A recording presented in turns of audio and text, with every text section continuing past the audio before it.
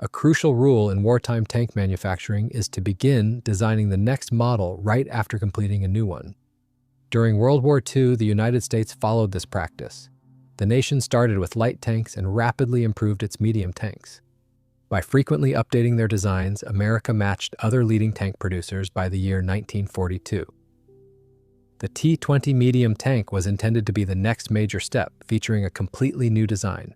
Events unfolding in Europe profoundly influenced United States tank development plans. The swift defeat of France in June of 1940 deeply shocked the Americans. Despite maintaining neutrality, the United States understood it would eventually join World War II. Concerns mounted regarding the limited time available for preparation. The battles of 1940 also demonstrated that 37mm tank guns were no longer powerful enough against the new, thicker enemy armor emerging on the battlefield. Given the critical shortage of time, the United States made the decision to enhance the existing M2 medium tank design rather than embarking on a completely new one. This approach resulted in the M3 medium tank. It represented a significant compromise. A 75mm gun was mounted in the main body of the hull because a suitable rotating turret was not yet ready. This configuration gave the M3 an unusual appearance, yet it was produced in large quantities by mid-1941 and proved to be effective. By September of 1941, the T6 medium tank, later designated as the M4A1, was undergoing testing. This version featured the 75mm gun properly situated in a rotating turret and commenced mass production in February of 1942. The M4 medium tank went on to become one of the most widely produced tanks in history. However, it also stretched the fundamental limits of its base design, which was the T5 chassis. The tank's weight had more than doubled from the original T5 design to the M4A1, increasing from 30,000 pounds to over 66,000 pounds. Engineers understood that simply reinforcing existing parts would not resolve all underlying issues. The M4's design also presented its own problems, such as a front-mounted transmission and a lengthy drive shaft extending from the engine, factors which contributed to the tank's excessive height and reduced internal space for the crew. As soon as the M4A1 tank entered production, the concept of designing a replacement model emerged. Gladian Barnes, a pivotal figure within the Ordnance Department, held a distinctive vision for tank design, one that diverged from Harry Knox's approach. Barnes advocated for the transmission to be located at the rear of the tank. This design would necessitate a longer hull but promised enhanced front armor protection, simplified maintenance, and potentially a lower overall profile. The inaugural tank based on Barnes's innovative ideas was the M6, designated as the Heavy Tank T1E2. However, it still resulted in a tall profile because the only available engine at the time, the large Wright G200 aviation engine, was not compact. In the early spring of 1942, the first concepts for replacing the M4 tank began to take shape. These preliminary designs were conservative, requiring them to retain strong similarities with the M4. As Harry Knox's running gear represented the sole viable option available at that juncture. The resulting designs largely resembled an M4, but with the transmission repositioned to the rear. By April of 1942, the Tank Automotive Center in Detroit, under the leadership of Joseph Colby, had developed an entirely new tank concept. This particular design retained only the general chassis layout from the M4. Colby's team significantly advanced Barnes's ideas, primarily enabled by the availability of a new engine. Although a more compact twin diesel engine, the GM6046, existed for the M3 tank, it was less powerful than the Continental R975C4. Consequently, the search for superior options persisted. Ford ultimately supplied the ideal engine. Their aviation division had developed a V12 engine, which proved unsuitable for aircraft applications but demonstrated exceptional qualities for tank propulsion. A shorter, 8-cylinder version of this engine was designated the Ford GAA. This 18-liter, water-cooled engine produced 450 horsepower nominally and 500 horsepower at maximum output, making it comparable to the Soviet V2 diesel. In June of 1942, M4A3 tanks incorporating this Ford engine commenced production. This new, more compact engine allowed future M4 replacement designs to feature a much lower hull. In addition to a lower hull, the new tank was also planned to have more powerful weapons. The M4 tank's M34 gun mount was initially designed to handle bigger guns than the standard 75mm M3. A powerful 76mm T9 gun with the same ballistics as a 3-inch anti-aircraft gun already existed for the heavy tank T1. Some believe this gun was developed after Colby saw new German tanks, the Panzer III AOSF-L and Panzer IV AOSF-F2 in North Africa. However, this is doubtful. These German tanks only appeared in late May 1942, by which time the requirements for the new T20 tank were already set, and a full-scale model had been built. It is more likely the American military was planning ahead, especially since several preliminary options for a 76mm gun already existed. The final design for the T20 tank called for a similar weight to the M4 Medium Tank, but with a lower profile. It kept the same crew size and gained dual controls. A fan was also installed on the driver's roof. The tank featured stronger armor and more powerful weapons. Specialists from General Motors helped develop the T20, greatly improving its engine and transmission system. An earlier idea from the light tank T7 was to create the transmission as a single unit, which could be removed through a front hatch. For the T20, developers went further, making the entire power unit, the engine, gearbox, and all other transmission parts as one complete module. This power unit was planned to include a planetary gearbox and a hydraulic torque converter, which had been tested on the light tank M7. In late May 1942, a full-scale model of the T20 Medium Tank was shown to American military leaders who were impressed. Its upper front plate kept the M4's angle, but was thicker at 2.5 inches. At 96 inches to the turret roof, it was shorter than the M4A3, which was 104 inches.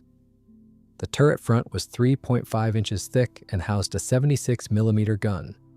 It looked like a very promising tank. Both the Army Service Forces and armored units approved building an experimental T20. The Ordnance Department officially ordered an experimental vehicle on May 25, 1942. This moved the new American medium tank project into a practical phase, though many changes for the T20 were still to come. By 1942, while many armored vehicles entered mass production, American tank design also faced a growing problem with new ideas. This issue began earlier, between 1940 and 1941, during the development of the heavy tank T1. Designers could not agree on the best engine or transmission, causing the tank's development to split into several versions. For example, the GM Hydra-Matic automatic transmission was considered but never installed. Many types of gearboxes were developed for the T1 family, including hydraulic, mechanical, and electric ones. This delayed the project, and by the time a decision was made, the military no longer needed the T1 because their requirements had changed. For the T20 medium tank, discussions about its design started in the summer of 1942, covering both its engine and transmission and its weapons. A 76mm tank gun capable of anti-aircraft fire was preferred, but other options were still considered.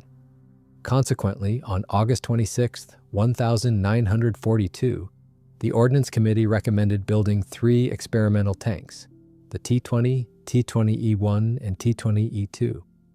This was approved on October 12th. Their main differences were in their weapons. The T20 kept the original 76mm gun, later known as the M1.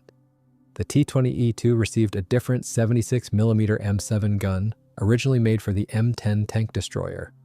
The M7 gun had actually been considered for the T20 earlier, using the gun mount from the T35, which was an experimental version of the M10. The medium tank T20E1 was a particularly interesting model. It featured a 75mm M3 gun, utilizing the same gun mount as the M4 medium tank. A major new feature was its fully automatic loading system, one of the first of its kind. Ammunition was efficiently fed into the gun from mechanized racks located on the tank's floor. This innovative system allowed for a remarkably fast firing rate, achieving up to 20 rounds per minute. The tank carried a total of 64 rounds, meticulously stored in 2 distinct racks, one specifically for armor-piercing shells and another for high-explosive rounds. While this automatic loader inherently meant carrying slightly fewer rounds than other T-20 models, this trade-off was ultimately considered worthwhile, especially given that the 75mm M3 gun was still quite modern for its time. Moving on, let's examine the tank's suspension system. The initial design originally planned to utilize the familiar vertical coil spring suspension, identical to that found on the M4 Medium Tank. However, it quickly became apparent that this system was not ideal, particularly as tank design steadily grew heavier. Engineer Harry Knox subsequently developed an improved version. In his design, similar coil springs were ingeniously placed horizontally, requiring only minor modifications to the suspension unit itself. Knox did not invent this concept entirely from scratch. Rather, he significantly updated an older, pre-existing design known as the Horstmann suspension.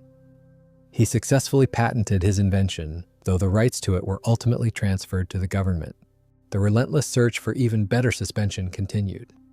American military officials soon recognized the distinct advantages of torsion bar suspension, a technology they had observed firsthand on German Panzer III tanks operating in North Africa. Although Harry Knox had strong support from General Christmas, himself a top tank designer, other influential figures, including Barnes, Colonel Colby, and the Tank Automotive Center team, strongly advocated for the adoption of torsion bars.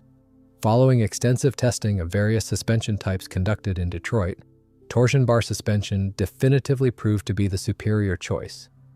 By September of 1942, the armored forces emphatically insisted on its immediate use. However, as it represented an entirely new technology for American tanks, it necessitated further development. Consequently, on October 2, 1942, work was officially approved for yet another tank model, the T20E3, specifically designed from the outset to incorporate torsion bar suspension. This promising new tank was then officially named on February 12, 1943. The contract to build these experimental T20 tanks was awarded to the Fisher Body Plant, a major automobile parts manufacturer operating under General Motors. This particular plant was already a key producer of the M4A2 tank and frequently handled experimental work due to its advantageous proximity to the Tank Automotive Center. However, various unforeseen problems significantly delayed tank production, and tragically, some planned machines were never actually built. Both the T20E1 and T20E2 models remain solely as designs on paper. The very first, and ultimately only, T20 tank was finally completed in May of 1943, a full year after its initial development was approved. Despite its considerable delays, the T20 Medium Tank was arguably the best tank in its class at the time of its conception. Only the formidable German Panther D was demonstrably superior, yet it was also significantly bigger and 1.5 times heavier. The T20 itself weighed 65,760 pounds, which was half a ton less than the M4A3 medium tank. Interestingly, the T20's main body was notably lower and slightly shorter than the M4A3, measuring 18 feet 10 inches compared to 19 feet 4 inches. However, the T20 was considerably wider, at 9 feet 7 inches, versus the M4A3's 8 feet 7 inches. This additional width originated from the running gear, which extended beyond the main hull. A clever consequence of this design was the absence of fenders over the tracks, which in turn allowed for a narrower main hull. This ingenious approach ultimately contributed to making the new tank lighter than the M4A3. The tank's hull was predominantly welded, but it also incorporated many cast or molded parts. This was particularly evident in the front section, where components such as the top of the driver's area, the front machine gun mount, and the idler wheel mounts were all cast. This specific mix of welded and cast parts was a common characteristic in American tank building during this period, notably observed in the M4 Medium Tank.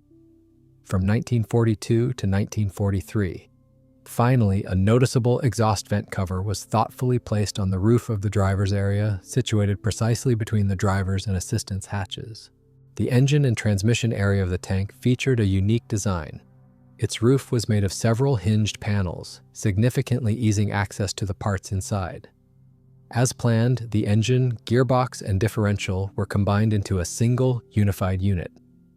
To achieve a lower profile for the tank, the engine was redesigned and designated the Ford GAN. The tank employed an Allison Torquematic planetary transmission, complete with a torque converter. A similar system had also been utilized in the GMC T70 tank destroyer. As intended, the tank featured dual controls. Furthermore, for improved visibility and ease of driving on roads, both the driver's and assistant seats could be raised. The running gear, the components connecting to the tracks, largely mirrored that of the M4 Medium Tank, with the notable exception of its suspension system. Its drive wheels, road wheels, idler wheels, and tracks were all standard parts shared directly with the M4 production tank. In contrast to the tank's main body, the fighting compartment, housing the crew and main gun, represented a more thoroughly improved design. The T-20's turret design originated from the M4 Medium Tank's turret, but its overall shape was significantly altered. The adoption of a larger gun necessitated an enlarged bustle, the rear section of the turret, while the front was also modified. The commander's hatch, sights, a portion of the gun mount, and the turret ring itself were all carried over from the M4 Medium Tank. In theory, this meant the M4 and T20 turrets possessed a degree of interchangeability.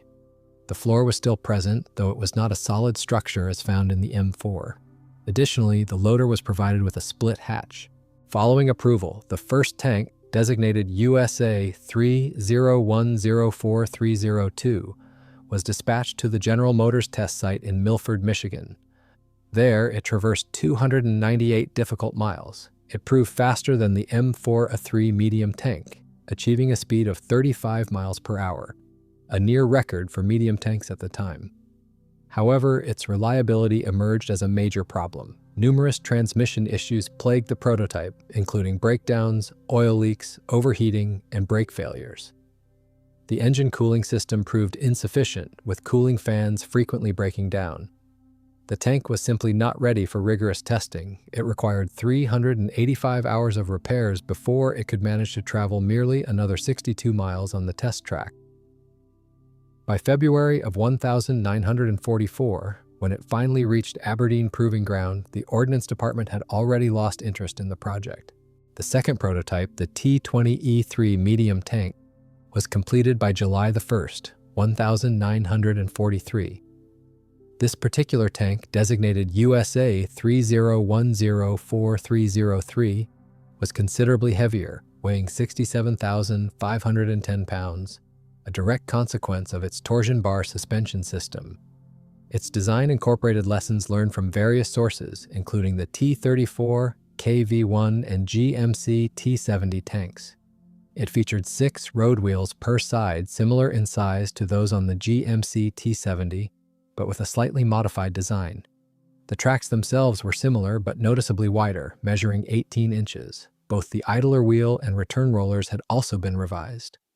The first, second, fifth, and sixth road wheels were equipped with telescopic shock absorbers, a system akin to that found on the GMC T70, maintained constant tension on the tracks by connecting the idler wheel to the first road wheel's balance arm. The T20E3 medium tank encountered a strikingly similar array of problems as its T20 predecessor. Factory tests quickly revealed the same persistent transmission and engine cooling issues that plagued the first model. In addition, new problems specifically related to its suspension system emerged. Shock absorbers broke, mounting bolts frequently came loose, and other critical failures occurred. Much like the T20, the T20E3 required extensive repairs and was not deemed ready until early spring of 1944. It finally arrived at Aberdeen Proving Ground on March the 15th, 1944, specifically for suspension testing. By that time, however, the U.S. military had likewise lost all interest in this particular tank design. Between 1941 and 1942, the U.S. military was actively seeking the optimal transmission design for its armored vehicles. Challenges encountered with the T1 heavy tank clearly demonstrated the need for a simpler, more reliable option. Consequently, by late 1942, the development of the T20 medium tank diverged into various versions, differentiated by both their weapon systems and transmission types. On September 3, 1942, the military made a crucial decision to create a new tank. This vehicle, while similar to the medium tank T20, was distinguished by its manual gearbox and was subsequently designated the medium tank T22. An obvious question arises: why not T21? The answer lies in another ongoing project. At that time, plans were already underway for a light tank, designated the light tank T21, which was also to be based on the T20 chassis. The T21 was envisioned as a lighter version of the T20, featuring less armor, and equipped with a 75mm gun instead of a 76mm one, with an initial target weight of 44,000 pounds. The primary objective was to achieve a faster, lighter tank. However, as is often the case in military development, the weight slowly began to increase. The military opted to add more armor and once again requested a 76mm gun. Predictably, its weight soon exceeded the 44,000 pounds threshold, rendering the project's original goal pointless. Consequently, the light tank T21 program was officially canceled in July 1943. For the medium tank T22, however, the trajectory of development unfolded quite differently. Much like its predecessor, the T20, the T22 series saw several distinct versions. The initial T22 model was designed with a 76mm gun. This was followed by the T22E1, an experimental iteration featuring a 75mm gun, complemented by an automatic loader. Finally, the T22E2 was conceived, also equipped with a 76mm gun. The military officially approved this particular design on September 17, 1942. Yet the T22E2 quickly faded from the program. Its 76mm gun was deemed too bulky and subsequently dropped. Nevertheless, the T22 version incorporating the 75mm gun and automatic loader continued to be pursued. The differences between these tank programs were not solely confined to the gearbox.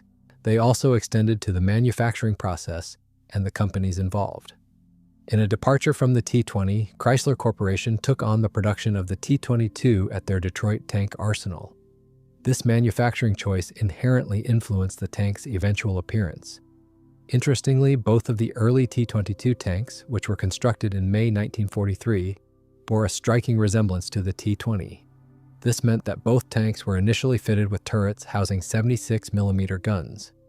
These particular experimental tanks were assigned the serial numbers USA 3104304 and USA 3104305.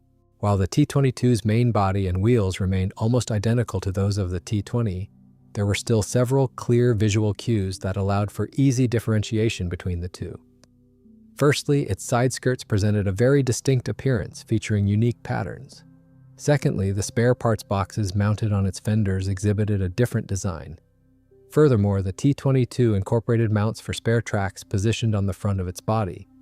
The rear of the tank utilized a different method for storing spare parts, and its engine cover displayed numerous modifications. However, the most significant differences were located internally. Chrysler engineers ingeniously integrated components from the M4A3 tank's gearbox, adapting them for use within the T22.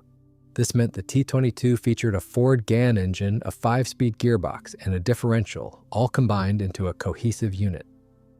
While the engine area itself proved sufficiently spacious, the inclusion of larger fenders resulted in the tank's total length increasing to 20 feet. This growth in length was accompanied by a corresponding increase in weight, bringing the tank's total mass to 69,295 pounds. Ultimately, 2 T22 tanks were manufactured. One was dispatched to Aberdeen Proving Ground for rigorous testing, while the second accumulated 895 miles at the factory test site. While the manual gearbox proved to be more reliable than its T20 counterpart, the tank still encountered a series of persistent common problems. Notably, its engine cooling system suffered from the same issues observed in the T20 tank. Furthermore, recurring connecting rod failures were reported, necessitating a full engine replacement. Adding to its drawbacks, the T22's top speed was significantly slower than that of the T20, achieving only 25 miles per hour. This rendered it no more mobile than the M4A3 tank. The initial T22 tank also experienced significant engine problems, and crucially, this was not an isolated incident. The second tank undergoing trials at Aberdeen Proving Ground exhibited similar and in some aspects even worse issues. Both its engine and transmission suffered outright failures during testing, necessitating the complete replacement of the entire power system. Given these consistent shortcomings in movement and reliability, both the T-20 and T-22 programs increasingly appeared to be unsuitable options. Beyond mechanical failures, numerous complaints arose concerning the crew compartment. Even with a turret design differing from that of the M4, the internal space proved insufficient. Visibility for the crew was poor, and the T-79 gun mount was deemed inadequate. Collectively, these pervasive problems indicated that further development or improvement of the tank would be largely pointless. Even as work on the T-22 tank tentatively continued, parallel efforts were underway for the design of alternative weaponry. Following the decision to drop the 76mm M7 gun, the only armament option that remained was the 75mm M3 tank gun, now paired with an autoloader. Due to the reduced space requirements of this particular gun, a smaller, more compact turret was subsequently designed. The United Shoe Machinery Corporation, acting as a key project contractor, undertook the modification of the existing M3 tank's turret. This redesign introduced minor yet notable differences. For instance, the commander's hatch was relocated to the left, and a new gunner's hatch was incorporated on the right. Critically, the integration of the autoloader successfully reduced the required turret crew complement to just 2 people. The first tests of the 75mm gun turret happened in November 1942. It was planned for the T20E1, but since that tank was canceled, it was decided to use it only on the T22E1. Throughout spring and summer 1943, the turret was tested alone with its shell feeding system improved. Finally, in August 1943, the turret was put on the first T-22 prototype, which then became the T-22E1. The tank went to Aberdeen in November 1943. By then, interest in the 75mm gun was decreasing because it wasn't strong enough against new German tanks. However, the autoloader itself was still interesting. But the autoloader wasn't reliable, and they couldn't fix it during tests. So in February 1944, the Ordnance Committee ordered all work on the T-22 to stop, and specifically paused work on the T-22E1. Even though their story ended sadly, the American T-20 and T-22 medium tanks were a major step forward for the U.S. tank industry. However, their poor test results led to wrong ideas. There was also another tank, the T-23. The T-23 program started at the same time as the T-22, and military leaders saw it as a top priority. Initially, the T-23 was successful and even mass-produced, but later it became clear that this success was only partial. The T-23's failure, a story for another time, was a key reason why America's tank program slowed down. As a result, by the end of World War II, the U.S. was lagging behind in tank development.